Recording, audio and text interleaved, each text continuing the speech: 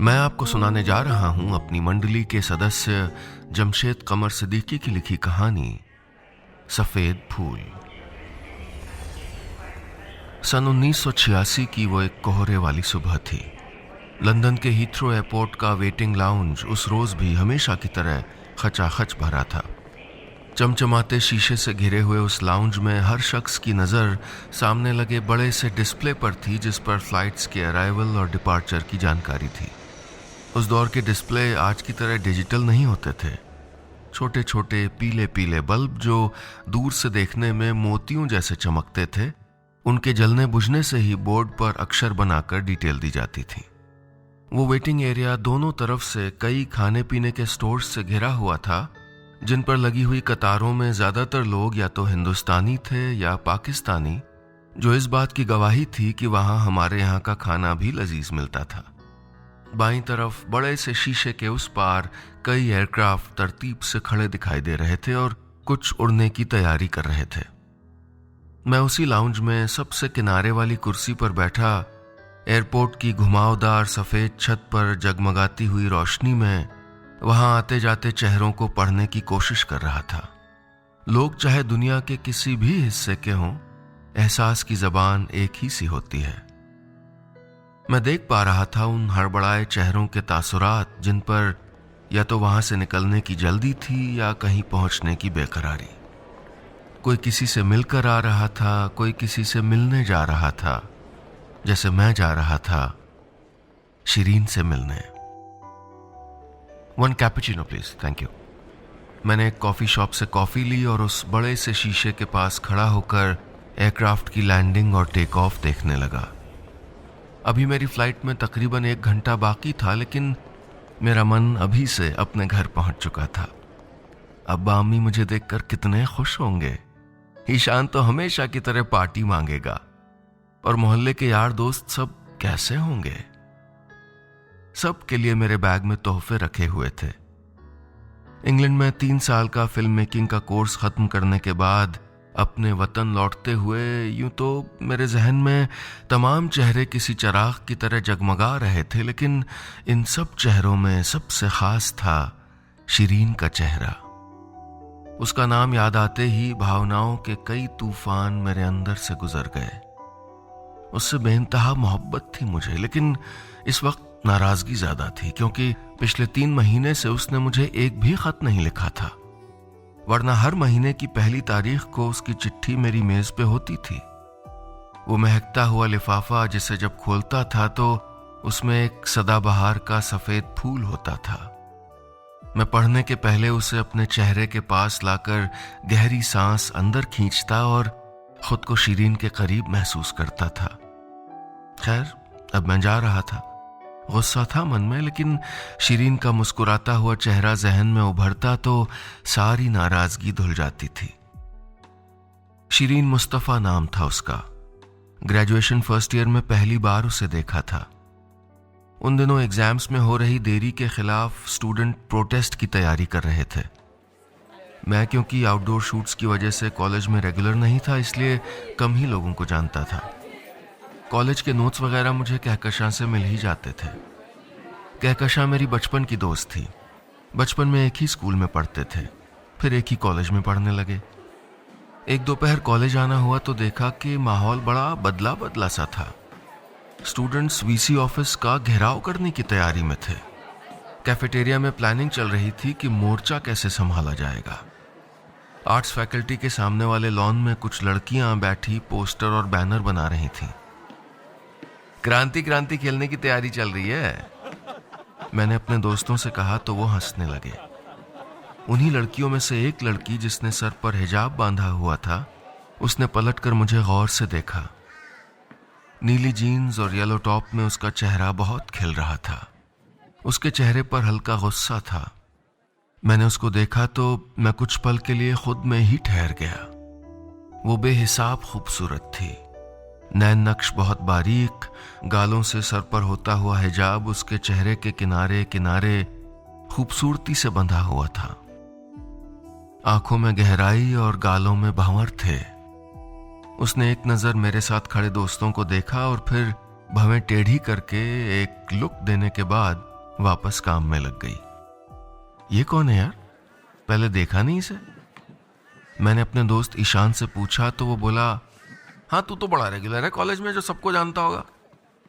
वो जो भी थी उसकी तस्वीर मेरे जहन में ठहर गई थी। नीचे रखे कागज पर लिखते वक्त झुकी हुई उसकी पलकें बहुत खूबसूरत लग रही थीं। इस वक्त कहकशां की कमी मुझे बेतरह खल रही थी। अजनबियों से बात करने, उनसे दोस्ती करने में उसका कोई मुकाबला नहीं था। वो होती तो अभी इस लड़की का नाम पता मालूम कर चुकी होती और शायद दोस्ती भी करा चुकी होती हमारी। लेकिन वो आज कॉलेज नहीं आई थी, हॉस्पिटल गई होगी शायद।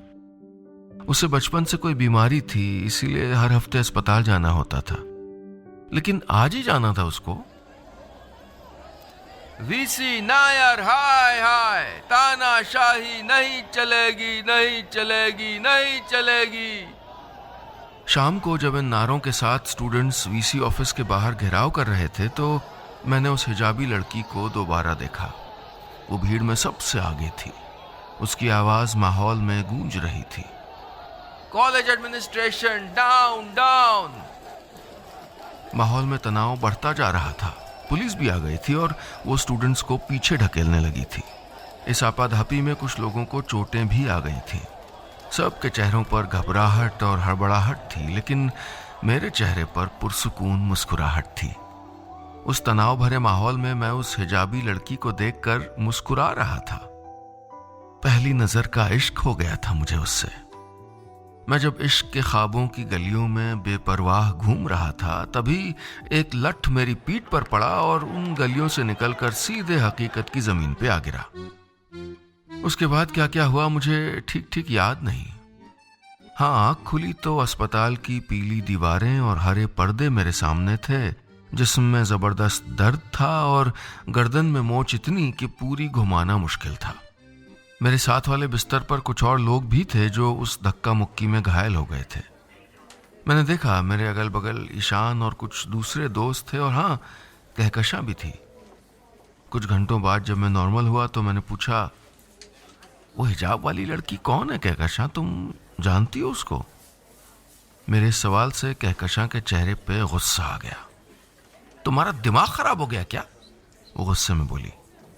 वहां सब लोग भाग रहे थे तो तुमको खड़ा रहने की क्या जरूरत थी? अरे मैं जो पूछ रहा हूं वो बताओ ना, वो कौन है वो हिजाब? अरे होगी कोई, मुझे नहीं पता ना। अस्पताल से भागती हुई आ रही हूँ, डॉक्टर से अपॉइंटमेंट था मेरा, उसने कहा। और मैं जिस तकिया पर टेक लगाकर बैठा था उसे ठीक करने के बाद दवाएं उठाकर ईशान को दिखाकर बोली, ये वाली टैबलेट अभी देना है और ये वाली दिन में 2 बार, और ये अगर रात में दर्द बढ़े तो। जा रही हूँ, कहते हुए वो जाने लगी। फिर रुक के बोली, ख्याल रखना। मैं उसे गुस्से भरे कदमों से जाते हुए देख ही रहा था कि ईशान ने बताया कि उस हिजाब वाली लड़की का नाम शीरीन मुस्तफ़ा है, रहने वाली दुबई की है लेकिन हिंदुस्तान में सेटल हो गई है। तुम्हें किसने बताया? मैंने उससे पूछा तो उसने कहा, कहकशां ने। कहकशां ने? मैं हैरान हो गया, लेकिन उसने तो मुझसे कहा कि उसको नहीं पता। मैंने सोचा और फिर आहिस्ता आहिस्ता मुझे समझ में आया कि वो नाराज क्यों थी। कहकशां और मैं दोनों अच्छे दोस्त थे। वो नेक थी, पढ़ाई लिखाई में हमेशा अव्वल थी, अंताक्षरी में उसे कोई हरा नहीं सकता था। लेकिन पिछले कुछ महीनों से मुझे ऐसा लग रहा था कि वो मुझे चाहने लगी है, शायद दोस्त से कुछ ज्यादा।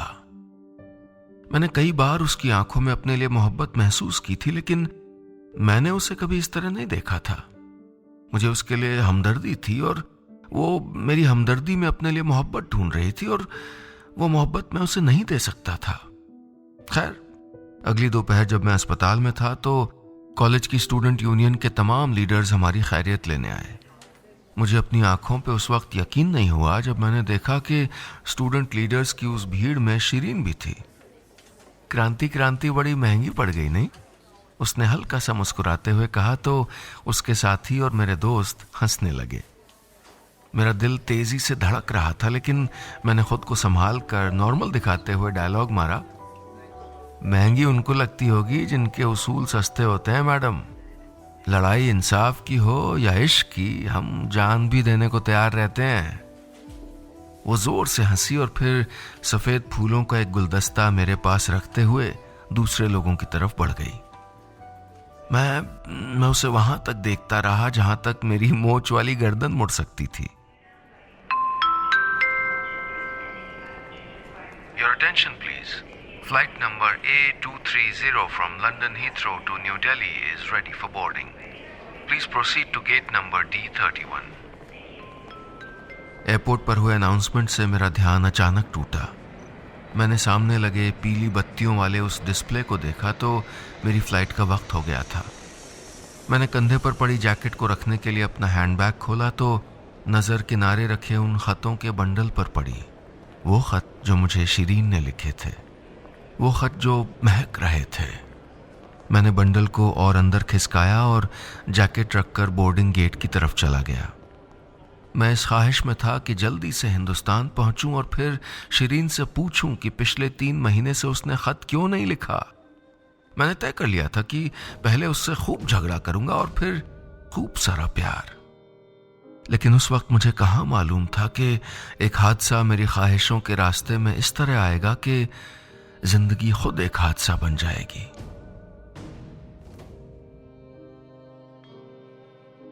दोस्तों, ये थी मेरी मंडली के सदस्य जमशेद कमर सिद्दीकी की लिखी कहानी सफेद फूल पार्ट 1।